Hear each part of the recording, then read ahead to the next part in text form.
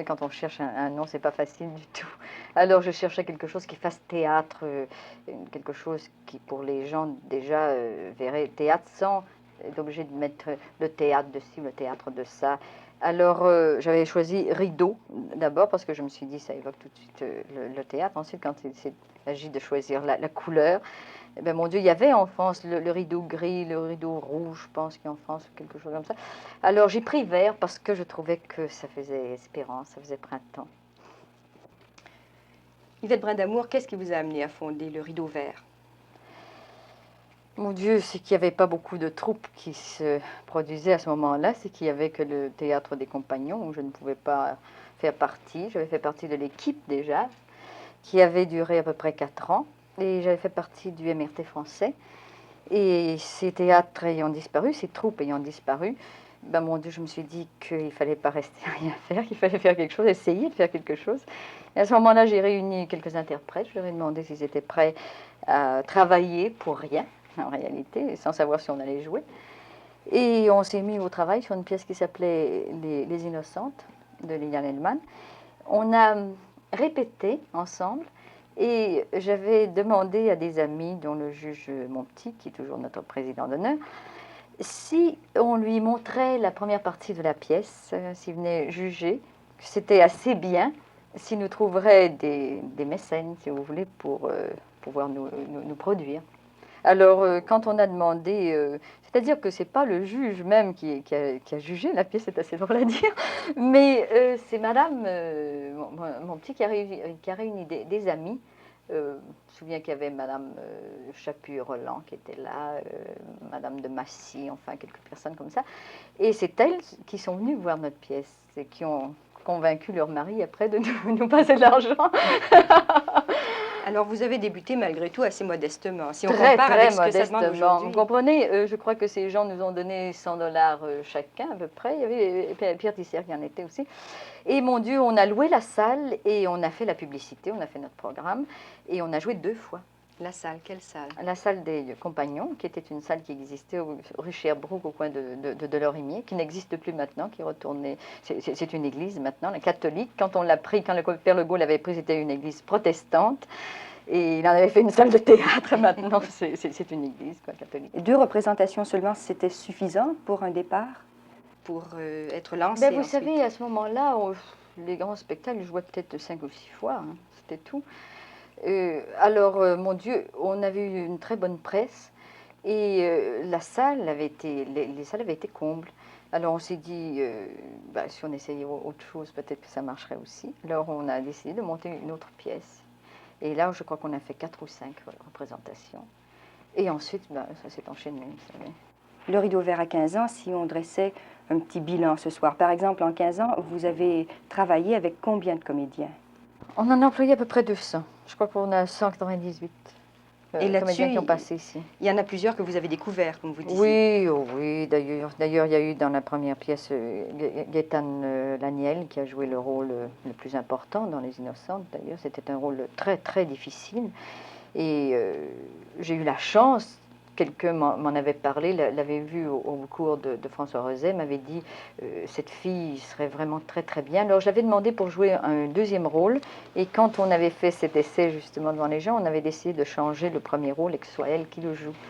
Et elle avait eu un très très grand succès. Ensuite, mon Dieu, j'ai eu Jean Duceppe qui était à ses tout débuts, c'est-à-dire Jean Duceppe avait joué à l'Arcade.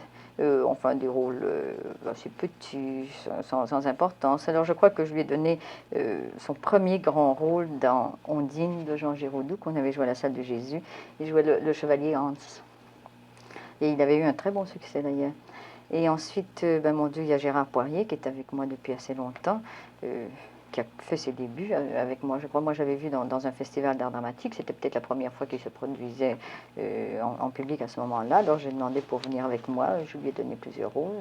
Il y a eu assez de difficultés pour commencer, mais maintenant ça va très bien. Et, enfin, c'est sur lui que je compte le plus, peut-être, mon point de vue, c'est celui qui est le plus près de moi.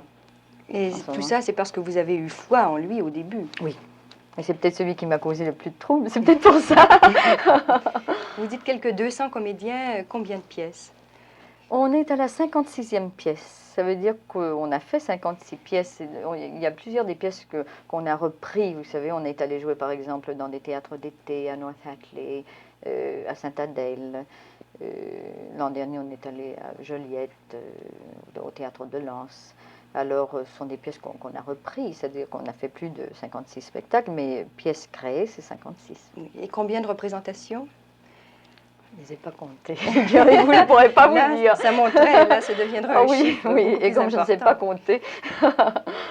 Vous avez fait plusieurs locaux aussi avant de vous installer au Stella. Donc, on était au Théâtre des Compagnons pour commencer. Ensuite, on est allé au Monument National, qui était un théâtre qui avait eu beaucoup, beaucoup de succès parce que la troupe d'opérette avait joué là pendant 15 ans et la troupe de l'équipe, nous avions joué là aussi. Mais à un certain moment, ça ne marchait plus, ce théâtre. Ça n'a plus été du tout. Alors, on est allé à la Salle du Jésus. Là aussi, il y avait des difficultés parce que ce qui arrive, c'est quand une salle est possible, toutes les troupes, les troupes qui se créent, même celles qui ne restent pas, louent cette même salle. Alors à un certain moment, vous ne pouvez plus avoir de date pour jouer. Alors on est parti aussi du Jésus, nous, on est allé jouer à l'Anjou. Je suis restée à l'Anjou 2 ans. On jouait, j'avais un petit peu la formule que j'ai ici. On jouait une pièce à peu près un mois ou un mois et demi. Alors, on en a joué à peu près 6 ou 7 dans l'année. Alors, ça fait une quinzaine de pièces que nous avons jouées là. Et ensuite, mon Dieu, j'ai eu la chance de trouver le Stella. Alors, maintenant, le Rideau Vert à sa maison. L'Anjou, c'était le plus petit théâtre où vous Oui, ayez c'était le plus été. petit. Il n'y avait que 98 places, je crois. Est-ce que ça présentait un avantage ou un désavantage? Non, un grand désavantage, vous savez, parce que là, vraiment, vous êtes limité pour les acteurs, pour le décor, pour tout, en somme, et ce n'est pas rentable. Ce n'est pas possible. Encore à ce moment-là, les artistes acceptaient de jouer pour moins cher, mais maintenant, ce n'est plus possible. Venir au Stella, ça a vraiment été une décision heureuse. Ça a dû demander une certaine audace à ce moment-là. C'est-à-dire que vous savez, il fallait qu'on s'engage, quand on a eu le théâtre ici, à faire des saisons complètes. Alors que normalement, sauf l'Anjou, si vous voulez, normalement les troupes jouent pendant un mois ou un mois et demi, se reposent un mois ou 2 mois et rejouent une autre pièce. Mais alors là, il fallait promettre de jouer tout le temps. Alors il fallait trouver une formule. C'est là qu'on a décidé de faire une pièce par mois. Mais est-ce que cette formule-là ne vous force pas à abandonner parfois les pièces en plein triomphe? Oh oui, ça nous est arrivé très souvent et on nous le reproche très souvent aussi. Mais moi, je crois qu'il faut s'en tenir à une formule. Vous savez, c'est très dangereux d'égarer les gens. Si vous commencez à dire, je fais une première chaque 15 du mois, puis que 2 mois après, vous changez votre première, vous la faites le 20. Et 3 mois après, vous changez votre première, vous la faites le 30 parce que la pièce a très bien marché. D'abord, c'est très difficile pour les comédiens qui sont en stand-by pour l'autre pièce, parce qu'il faut bien penser que pendant qu'une pièce se joue, l'autre pièce se répète depuis déjà 5 semaines presque. Alors, il faut que vous engagiez vos comédiens pour une date X. Alors, si vous tenez cette pièce-là, qu'est-ce que vous faites avec l'autre troupe qui doit rentrer jouer? Et je crois que surtout pour le public, ça habitue le public à venir pendant ce mois-là. Sans ça, vous savez, comme il y a beaucoup de choses artistiques qui se passent dans la métropole, s'il y a une troupe étrangère qui passe, ou s'il y a un concert, ou s'il y a autre chose, durant le mois, ils se disent, oh, cette semaine, je suis allé voir un concert, j'irai pas voir une pièce. Cette pièce-là, j'irai la voir, mais comme ça durera 3 mois, j'irai dans 3 mois, ce qui est très mauvais. Avec le système d'amener les gens chaque mois, eh ben, ils savent qu'il faut qu'ils viennent durant ce mois-là et que s'il y a quelque chose qui se passe dans un autre théâtre, si vous voulez, maintenant les gens ont pris l'habitude de venir à une date X ici, ils iront voir la chose après. Alors, vous ne voulez pas surprendre le public. En ce qui concerne le répertoire, est-ce que vous avez toujours les mêmes habitudes? C'est-à-dire que la politique que j'ai eue dès le début n'a pas beaucoup changé parce que les cadres ne sont pas tellement rigides, si vous voulez. Moi, je crois que tous les théâtres, tous les genres de théâtre sont très bons. J'ai commencé par jouer de la comédie assez légère et je continue à en mettre beaucoup à mon programme parce que je m'aperçois que le public, c'est ce qu'il veut. Et je crois qu'il ne faut pas s'entêter contre le public puisqu'on a bien besoin de lui. Alors, j'essaie de trouver des pièces dans ce genre-là qui soient bonnes, qui soient bien écrites, qui ait un côté visuel très beau. Je fais toujours faire des décors assez bien, de très jolis costumes. Et entre ça, maintenant, ben, je mets des pièces un petit peu plus difficiles.